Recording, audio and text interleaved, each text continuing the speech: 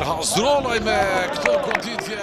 Me të filluar ndeshja kërcënuan portën e mysafirëve. Malisheva tregoi formë të lartë ndaj Gjilanit për gjatë pjesës së parë ku në disa raste ju afruan golit. Një mundësi të mirë e pati edhe Gjilani në minutën 30 për goditjen e Oltjon Bilallit e ndali Elir Avdyli.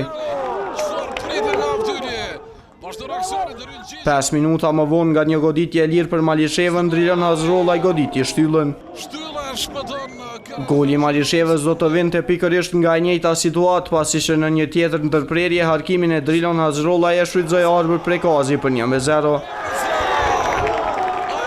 E në pjesën e dytë Malisheva dyfishoi rezultatin përmes Altin Aliut në minutën 56. Në minutën 65 pas një utije në zonë Gjilani ngushtoi rezultatin, por ky ishte maksimumi që skifterat mundën të bëjnë në këtë ndeshje pasi që vendasit shënuan edhe 2 herë. Fillimisht në minutën 82 ku Altin Aliu volli një top dhe shënoi golin e dytë personal.